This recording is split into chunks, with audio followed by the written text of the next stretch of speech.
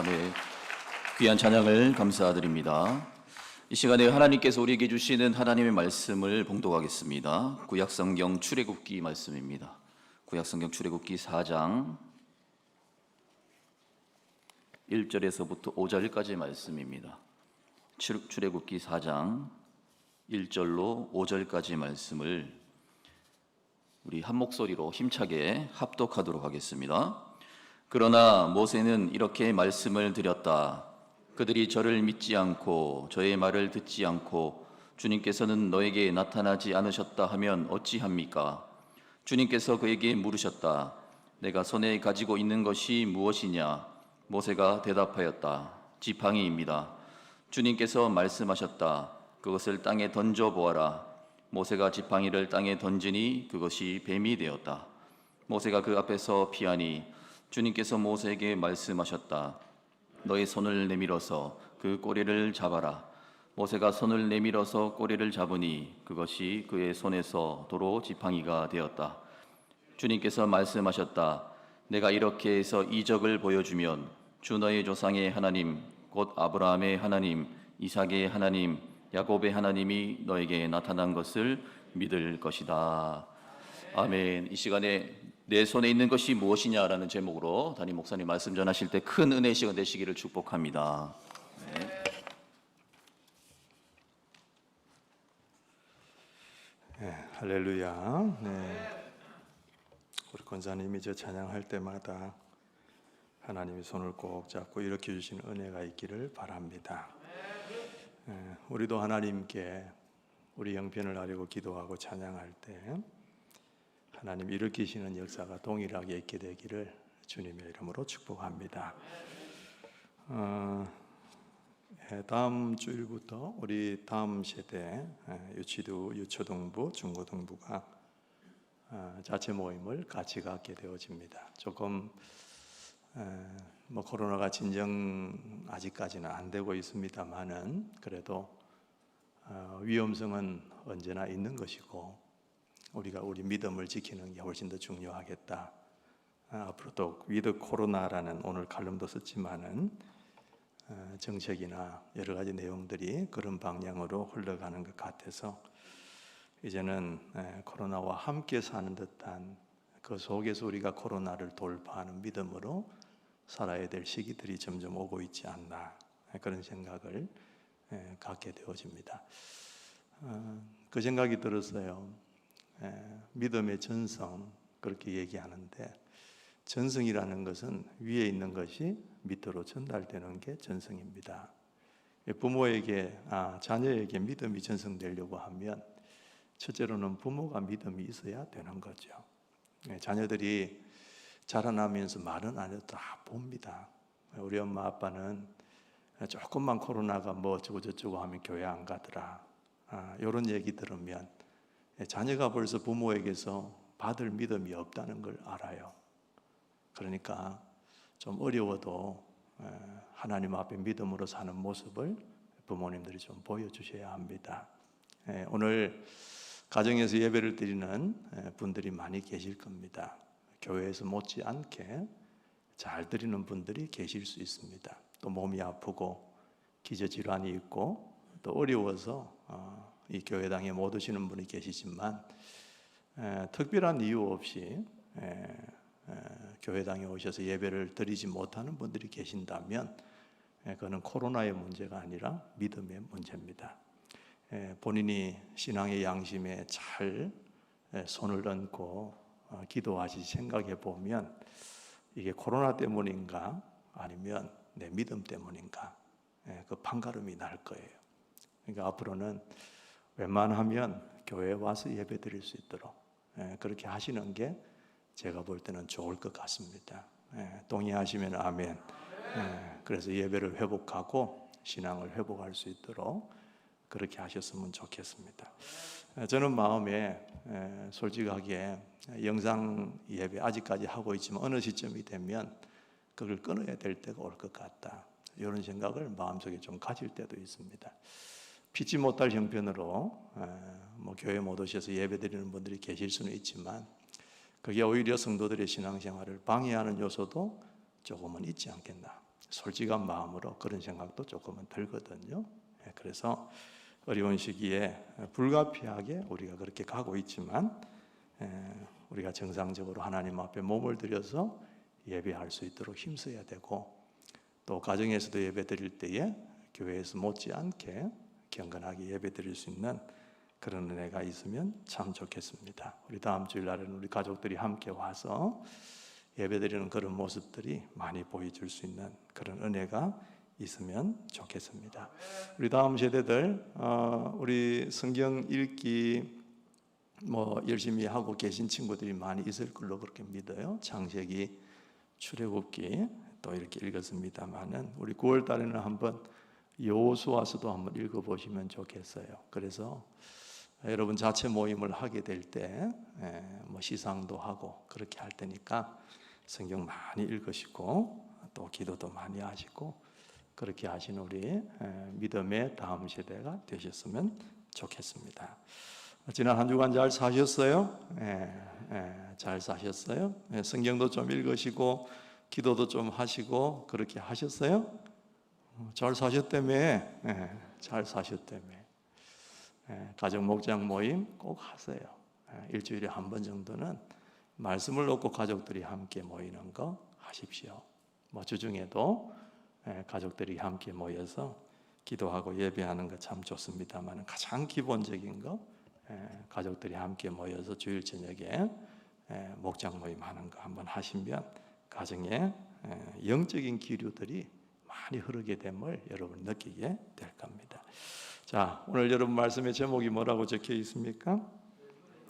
네 손에 있는 게 뭐냐? 누가 누구에게 하시는 말씀이에요? 하나님께서 모세에게 하시는 말씀이에요. 여러분 구약 성경에 보면 많은 인물들이 나옵니다만은 우리가 상식적이고 기본적으로 어떻게 보면 가장 기둥 같은 중요한 인물 세 분을 뽑으라 그렇게 굳이 얘기를 하면 그 중에 모세가 들어갈 것 같습니다. 아브라함이 나오고요, 모세, 그 다음에 다윗 정도. 이렇게 여러분 기억하고 있으면 구약 성경의 많은 얘기들을 줄거리를 따라서 여러분들이 기억할 수 있을 것 같습니다. 그 중에서 모세의 얘기 오늘 나옵니다. 많이 들으셨죠? 자, 여러분 질문합니다. 모세는 몇 살까지 살았습니까? 몇 살까지 살았어요? 120세까지 살았습니다. 근데 120세라는 게 중요한 게 그것보다도 거의 모세의 120년 인생을 이 공교롭게도 이 큰 변화를 따라 나누게 되어지면 40살, 40살, 40살 이렇게 나눌 수가 있습니다. 태어나면서부터 40년, 그 다음 또 40세부터 80세까지, 80세부터 120세까지 완전히 그의 인생이 큰 폭의 변화를 일으키면서 그렇게 살아가는 모습이었다 그 말입니다. 40, 40, 40 그러니까 외우기가 참 좋잖아요. 32, 24, 32 그래서 외우기가 좀 어려웠을 텐데 하나님이 그렇게 우리 보고 기억하기 쉽게 또 해주신 것 같습니다. 자, 여러분 태어나서 이 모세의 인생이 40년 동안 어떻게 살았나 많이 들으셨고 하시겠지만은 물에 버려졌던 모세 아니겠어요? 근데 그 모세가 이집트의 왕자가 되죠. 당대 최강국이었던 이집트의 왕자가 되어서 그 문물을 배우고 또 왕족으로 갖추어야 될 모든 지식과 경험을 쌓게 되어집니다. 우리가 보면 세상에서 참 가장 운 좋은 사나이, 세상에 그 누구와 비교해도 결코 뒤지지 않는 사람, 무엇이든 하면 된다라고 하는 자신감에 넘쳐있던 시간들이 바로 이 시기가 아닐까. 그렇죠? 근데 두 번째 40년이 이제 문제입니다. 모세가 그렇게 잘 나가다가 사고를 치죠. 동족을 괴롭히던 이집트 사람을 참지 못하고 죽인 게 화근이 됩니다. 그래서 쫄지에 이 왕자였던 이 모세가 도망자의 신세가 되지 않습니까? 하루아침에 이 왕자에서 도망자로 운명이 바뀌고 처량한 방랑자 신세가 되는 겁니다. 그러니까 외롭고 적적하고 힘들고 어렵고 고달프고 하여튼 어떤 단어를 갖다 붙여도 그 공허함이 지워지지 아니하는 시기가 40세부터 80세의 시기였어요. 그리고 나서 남은 40년을 어떻게 지냈냐? 여러분 잘 아시는 대로 이스라엘을 이집트로부터 이끌어내어서 가나안 땅 앞에까지 인도해가는 위대한 지도자로서의 사명을 다하게 되어지는 그런 삶을 삽니다. 자, 그렇다면 오늘 하나님께서 이 모세를 부르신 사건이 일어난 시점은 언제였을까? 왕자로 아주 멋있게 살 때, 뭐든지 자신감 있게 뭘 해나갈 때 그때였을까? 아니라는 걸 여러분 알고 계십니다. 도망자 신세가 되어서 이 미디안 땅에서 40년을 지냈던 그의 나이 한 80세쯤 되었던 노인. 여러분 그때 하나님께서 이 모세를 부르시지 않습니까? 이 시기와 형편이라는 게 굉장히 중요하거든요. 그때의 모세의 모습은 어땠을까? 멋있었겠습니까? 절대 아닙니다. 그의 그 젊었을 때의 화려한 모습, 꿈, 야망 다 잊어버렸습니다. 이제는 그저 이렇게 양이나 치면서 생애를 끝내야 되나 이렇게 생각을 하고 있을 때였습니다. 수염도 아마 덥수룩하게 길었을 것이고 그러면서 양을 치다가 순간순간 멍하니 하늘을 바라보면서 내 인생이 왜 이렇게 됐지 멍 때리고 앉아있는 그런 시간들이 많았던 사람. 그런 때 하나님이 이 모세를 부르셨어요. 오죽하면 이 자식을 낳았는데 이름을 게르솜이라고 지었을까요? 게르솜이라는 이름은 내가 타국 이방 땅에서 객이 되었다, 나그네가 되었다. 그러니까 아들을 낳기는 낳고 기뻐해야 되는데 그 아들을 안고 신세 타령하는 이름을 짓는 그것이 모세의 모습이었다 그 말입니다. 하나님께서 그때 이 모세를 부르신 거예요. 참 이상하지 않습니까? 하나님은 왜 하필이면 이같이 모세가 가장 형편없을 때 내 인생은 망쳐서 힘들어, 이 인생은 이제 이렇게 죽어가는 거야, 이런 생각이 들 때에 하나님께서 모세를 부르셨을까 그 말입니다. 그 좋은 세월 다 지나고 말입니다. 젊기도 하고 패기도 있고 뭔가 좀 할 수 있을 때, 힘 있을 때 하나님이 부르시지. 왜 모세가 이제 느지막하게 자기 인생의 황혼에 접어들려고 하는 그 시기에 하나님이 그를 부르시냐 그 말입니다. 요즘 여러분 젊은이들이 취직하기가 참 힘들잖아요. 더군다나 대기업이나 좋은 회사에 취직을 하려고 하면 나이가 조금만 들어도 이제는 뽑아주지를 않는답니다. 20대 초반이나 중반 넘어서게 되면 대기업에서는 이제 그렇게 뽑지를 않는데요. 그의 인생에 가장 젊고 패기 있고 싱싱할 때 그때 회사로 뽑아간다는 얘기죠. 여러분 하나님도 그러실 수 있잖아요. 이집트의 왕자로 있을 때 뭐든지 할 수 있는 자신감이 있을 때 그때 하나님이 부르실 수 있지 않냐 그 말입니다. 그런데 하필이면 나이도 많이 들고 도전의식도 사라지고 가장 무기력할 때 모든 것을 포기하고 가진 것도 없고 꿈도 없고 능력도 없고 미래도 없고 아무것도 못할 것 같은 그때 하나님이 왜 부르셨을까 그 말입니다. 저는 이것을 그렇게 표현하고 싶어요. 하나님의 취향이다, 하나님의 스타일이다, 이렇게 얘기하고 싶습니다. 여러분 하나님이 가장 듣고 싶어 하시는 말이 뭔지 아세요? 그 말은 하나님이 하셨다라는 말입니다.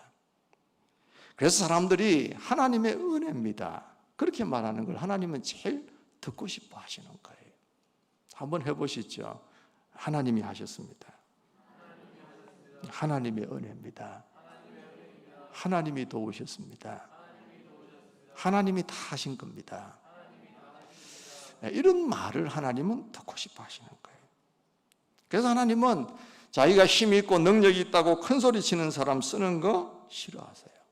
왜? 나중에 쓰고 나면 내가 힘이 많아서 그래, 내가 똑똑해서 그래, 그 말 하지 하나님이 하셨습니다 그 말 안 하거든요. 할 만한 사람 뽑아서 썼더니 자기가 주목받으려고 거들먹거리게 되어지면 하나님은 그런 거 굉장히 싫어하세요. 하나님은 하나님이 하셨다라고 말할 수밖에 없는 그런 사람을 주로 택하셔서 하나님이 돋보이게 하십니다. 그리고 그런 상황이 아니면 하나님이 그런 상황을 만들어서라도 그런 말을 듣고 싶어 하시는 분이 하나님이세요. 그래서 하나님은 자신의 영광을 다른 누구에게도 내어주지 아니하시는 습성이, 스타일이, 취향이 그분께 있는 것입니다.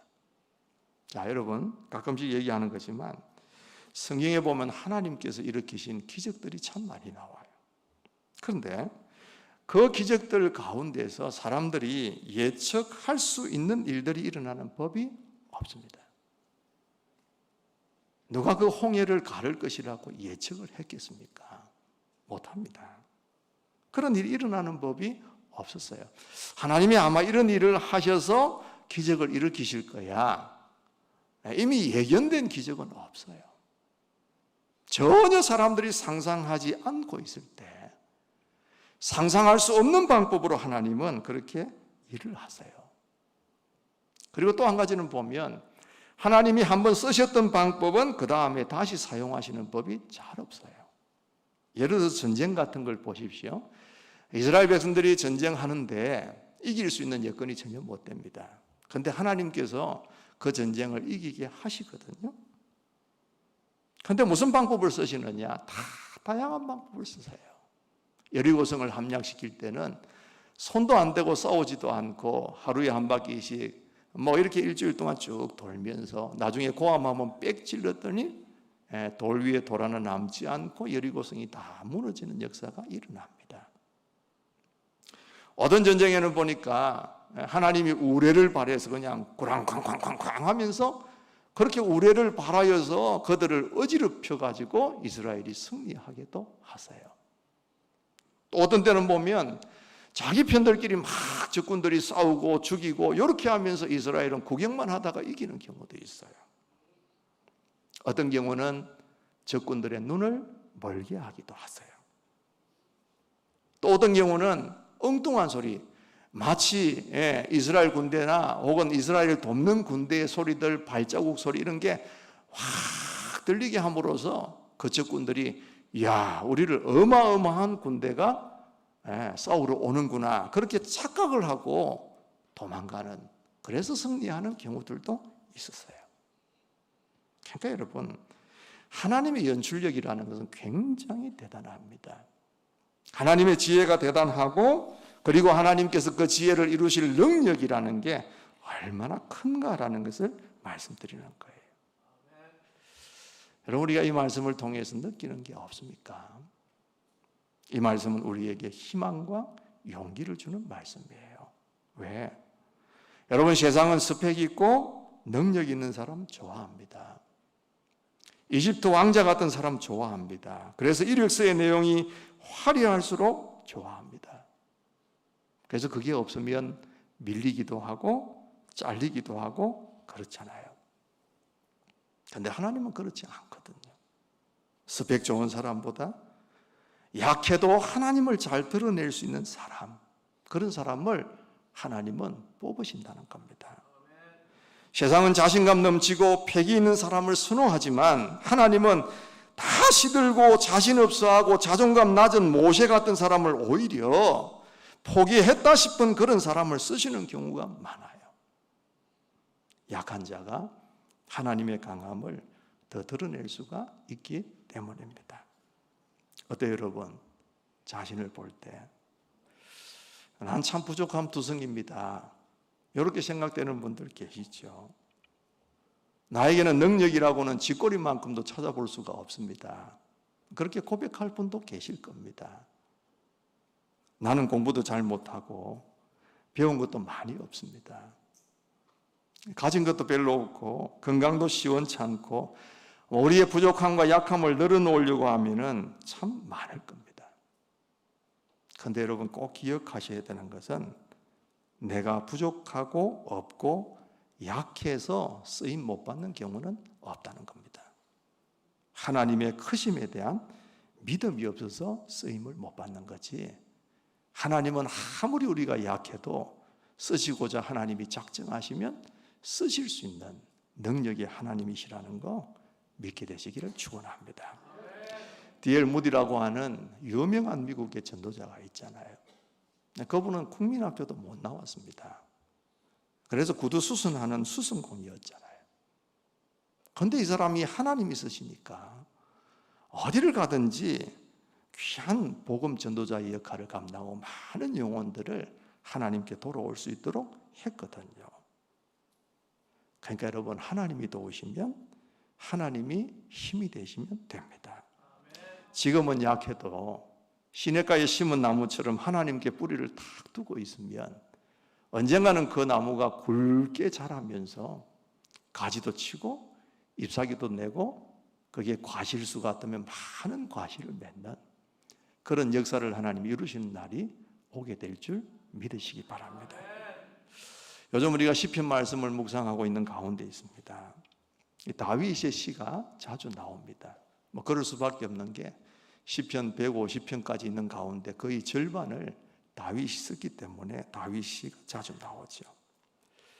이 다윗의 믿음과 신앙을 잘 볼 수 있는 시편들인데 참 은혜가 되는 거예요. 늘 보아왔던 시편이니까 그렇구나라고 생각했지만 제가 말씀을 준비하려고 준비하는 과정 가운데 또 이렇게 보니까 이 다윗의 믿음이 참 대단하구나.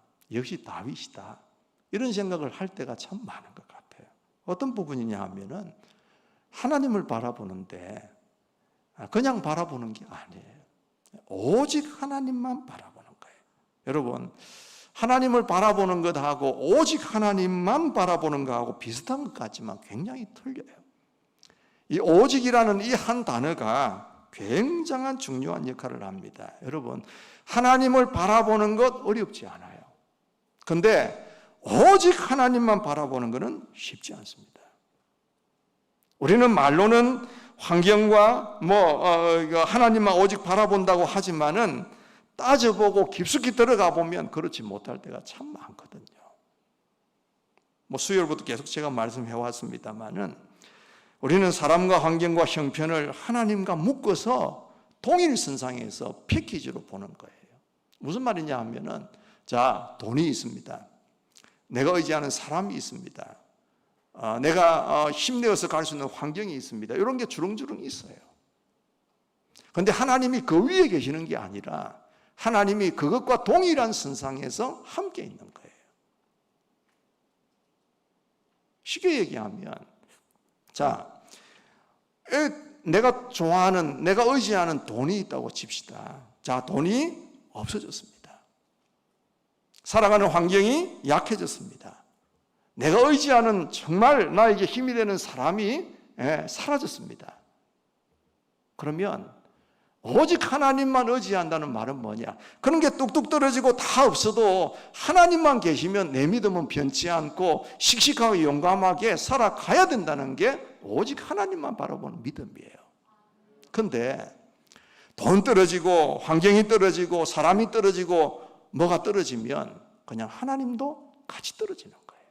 우리 마음속에. 그는 하나님만 오직 바라보는 게 아니죠. 하나님이 계셔도 돈이 떨어지면 낙심하고 하나님이 계셔도 사람이 사라지면 내가 낙심하고 하나님이 계셔도 내 능력이나 내 형편이 약해지면 하나님에 대한 믿음도 줄어들고 이거는 오직 하나님만 바라보는 게 아니에요. 다시 말하면 사실 우리는 하나님을 바라봅니다라고 얘기하면서도 세상과 하나님을 동일하게 의지하고 있는 경우들이 많다는 거예요. 그러면서 그걸 믿음이라고 착각하고 살 때가 많다는 거예요. 저도 그럴 때가 많음을 참 시시각각 느낄 때가 많아요. 여러분, 진짜 믿음은 어떤 것이냐? 다른 것 다 떨어지고 사라지고 약해져도 오직 하나님이 계시면 괜찮아. 그게 진짜 믿음입니다. 한번 따라 하십시다. 하나님만 계시면 됩니다. 하나님만 계시면 됩니다. 여러분과 제가 이 믿음을 갖게 되기를 주님의 이름으로 축복합니다. 그래요, 여러분. 이집트에서 종살이하면서 고난당하는 내 백성 이스라엘 백성을 이끌어내는 일, 그 보통 일입니까? 당연히 80세나 된 노인 모세는 못한다고 얘기를 할 수밖에 없는 일입니다. 내가 어떻게 하나님 그 일을 합니까? 이 나이에 내가 무슨 그 일을 합니까? 옛날에 내가 애굽에서 왕자일 때 하나님 이 말씀 하시지요. 내가 가서 바로 보고 뭐라고 얘기를 하겠으며 이스라엘 백성들이 나를 믿겠습니까? 하나님이 나를 보냈다고 얘기하면 그들이 나를 따라서 지도자로 인정하면서 가겠습니까? 도대체 이거는 합리적이지도 않고 맞지도 않는 거고 가능성도 없는 일입니다. 다른 사람을 보내서요. 이게 이 모세의 얘기였잖아요. 그때 하나님이 하시는 말씀이 뭡니까? 네가 손에 가지고 있는 게 뭐냐? 하나님은 그렇게 물으시는 거예요. 네 손에 있는 게 뭐야? 여러분 그건 뭡니까? 지팡이죠. 여러분 생각해 보세요. 하나님이 그걸 몰라서 물으셨겠습니까? 네, 지팡이를 들고 있는 모세의 모습, 처량한 모세의 모습을 화면에 좀 띄워 놓았는데 하나님이 저 손에 쥐고 있는 지팡이, 저 손에 뭐가 있는지 몰라서 하나님께서 물어보셨겠습니까? 아닙니다. 알고 있습니다. 근데 왜 그 지팡이를 하나님께서 물으셨을까요? 그는 네 손에 지팡이가 있다는 것을 얘기하고 싶은 게 아니라 그 모세의 실존, 모세의 형편, 모세의 그 처지, 그걸 모세를 보고 스스로 볼 수 있게 만드는 장면이었어요. 예를 들어 보십시다. 여러분 아담과 하와 아시잖아요. 하나님께서 따먹지 말라 했던 그 선과 악을 알게 하는 그 나무의 과실을 따먹었습니다. 그리고 나서는 하나님을 슬슬 피하기 시작하잖아요. 숨습니다. 그때 하나님이 아담을 보고 물으세요. 부르세요. 아담아, 네가 어디 있느냐? 부르신단 말이에요. 여러분 하나님이 아담이 하와가 어디 있는지 몰라서 그런 질문을 하셨을까? 아닙니다. 그의 실존을 물으시는 거예요. 숨바꼭질을 하시는 게 아니라 이런 이야기예요. 아담아, 너 왜 그렇게 됐냐? 왜 그렇게 네 신세가 그렇게 된 거야? 하나님께서 그렇게 아담의 모습을 그냥 깨달을 수 있도록 그 실존을 알 수 있도록 느낄 수 있도록 하나님이 아담을 향하여 질문하시는 거라니까요. 방금 또 있었던 그 모세의 모습, 여러분 어떠세요? 지팡이를 들고 있는 모세의 모습 좋아 보입니까? 멋있어 보입니까? 아니잖아요. 모세의 손에 쥐어진 지팡이는 지금 모세의 신분이 어떠한지, 지금 모세의 처지가 어떠한지, 지금 모세의 형편이 어떠한지를 고스란히 보여주고 있는 대목이에요. 지팡이라도 좀 멋있으면 얼마나 좋겠습니까?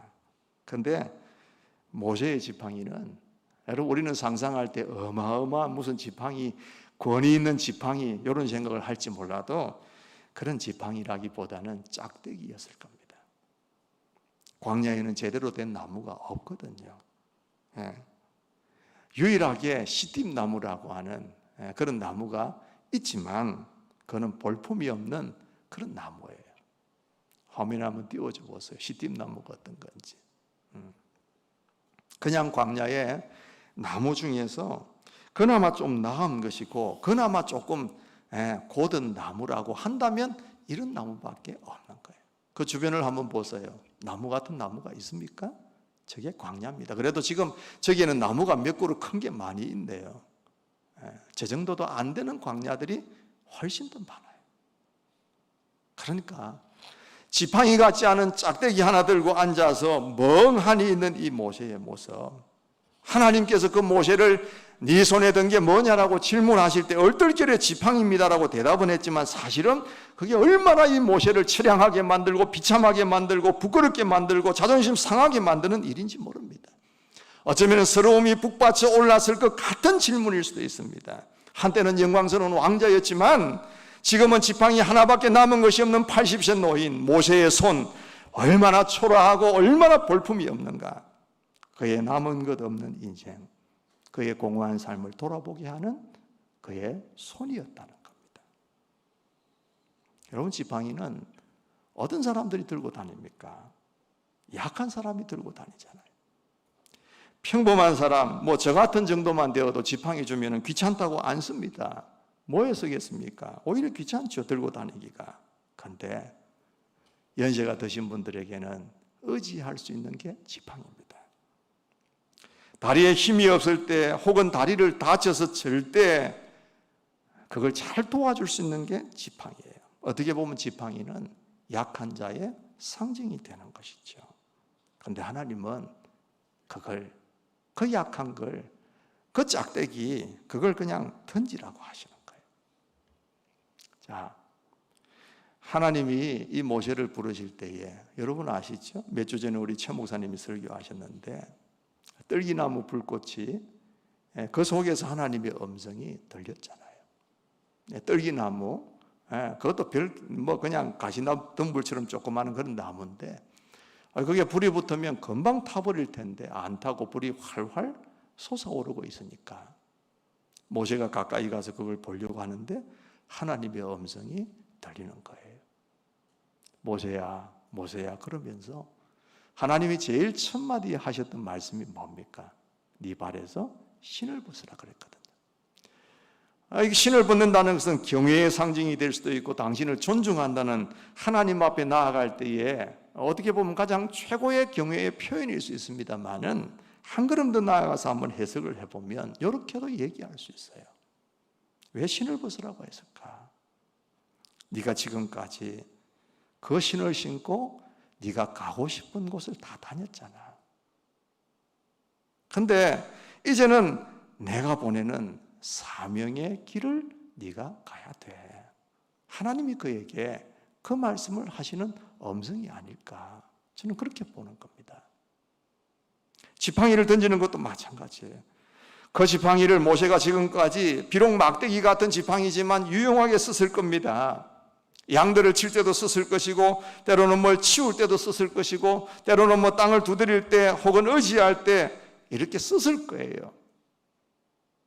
자기가 사용하는 곳에 썼던 도구, 방법들, 그걸 전체적으로 망라하는 게 바로 그 지팡이 되지 않겠어요? 그걸 하나님 앞에 버리라, 하나님 앞에 던지라. 그 말씀은 뭡니까? 이제 네 방식대로 살 게 아니고 내가 너에게 힘이 되는 방식대로 살아야 돼. 이제부터는 내가 할 거야. 그러니까 그 지팡이 네 지팡이로 쓰지 말고 하나님의 지팡이로 쓰도록 해. 그게 여러분 이 말씀의 의미일 것 같아요. 그래서 말씀대로 던지니까 어떻게 됐어요? 지팡이가 뱀이 되는 기적이 일어나고 하나님이 말씀하셔서 꼬리를 잡으니까 다시 지팡이가 되고 무슨 요술 같은 그런 일들이 지금 일어나기 시작합니다. 하나님이 하시기 시작하는 거거든요. 그래서 오늘 읽지는 않았지만 그 뒤에 20절에 보면 뭐가 나오냐 하면 모세가 이집트로 갈 때에 이 지팡이를 뭐라고 불렀냐 하면 하나님의 지팡이라 그랬어요. 모세가 하나님의 지팡이를 들고 갔다 그랬어요. 자, 진짜 하나님의 지팡이 됐습니까? 됐잖아요. 홍해를 가리키니까 홍해가 갈라집니다. 그 이전에도 여러분 애굽의 하수를 치니까 모든 물들이 피로 변합니다. 광야에 가서는 반석에 그 지팡이를 가지고 치니까 물이 콸콸콸 쏟아져 나옵니다. 아말렉과 전쟁을 하는데 그 지팡이를 들고 오랫동안 아론과 훌의 도움을 받아서 이렇게 높이 들고 있을 때에 그 전쟁이 승리로 끝나게 되어집니다. 그게 하나님의 지팡이였기 때문에. 오늘 하나님은 우리에게 물으십니다. 네 손에 있는 것이 무엇이냐? 우리 삶, 우리의 인생을 돌아보게 합니다. 그 말씀은 괜찮아? 살만해? 네 지팡이 들고 사니까 살만해? 하나님이 그런 말씀인 것 같아요. 여러분의 손에 남은 게 뭡니까? 그럴듯하게 하나님께 보여드리고 자랑할 수 있는 게 뭡니까? 한때는 꿈도 컸고 야망도 있었고 이런 인생을 살겠노라고 큰 계획도 세웠었지만은 내 손에 남은 것은 꼬부라진 막대기 같은 지팡이 하나밖에 혹시 남은 것은 아닌가? 열심히 인생을 살아서도 막상 내놓을 게 없어서 부끄럽지는 않은가? 더군다나 몸도 약해지고 나이도 드신 분도 계시고, 어떻게 보면 남은 인생을 큰 꿈이나 비전 없이 별 소망 없는 인생을 이제는 살아가야 되겠다라는 생각을 가지고 계시는 분도 있을 수가 있습니다.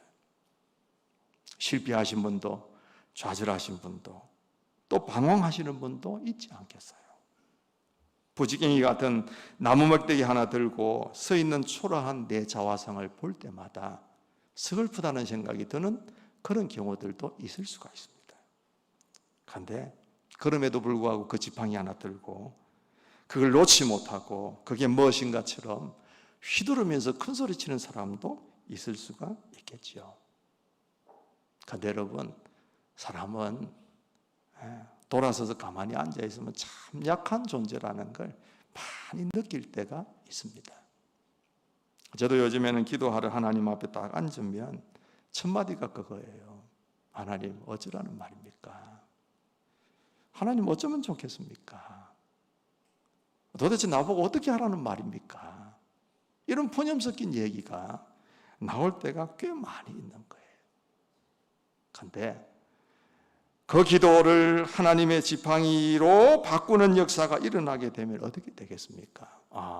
하나님이 과연 하시는군요. 이 상황 속에서도 하나님이 해 가시는군요 라는 것을 발견하게 되지 않겠냐 그 말입니다. 여러분, 이제 하나님이 우리의 지팡이를 내려놓으라고 하십니다. 하나님께 던지라고 하십니다. 네가 하려고 하지 말고, 네가 힘써서 가려고 하지 말고 네 인생의 지팡이를 나에게 맡기라고 하고 계시는 거예요. 그래서 내가 내 인생의 지팡이를 쥐고 있으면 끝까지 내 것밖에 안 되고 내 힘과 능력의 한계를 드러낼 수밖에 없는 지팡이지만, 하나님께 던져드려서 하나님께 되면 상황이 달라지게 되는 것이죠. 목회도 그렇고 공부도 그렇고 사업도 그렇고 삶도 그렇게 될 줄 믿는 것입니다. 여러분의 지팡이를 하나님께 내어드려서 여러분의 인생의 지팡이가 하나님의 지팡이로 변하는 역사가 있게 하시기를 원합니다.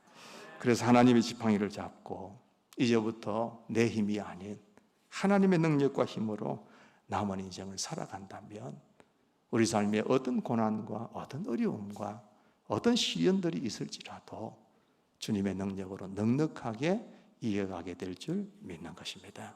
이 믿음이 저와 여러분 속에 있게 되기를 주님의 이름으로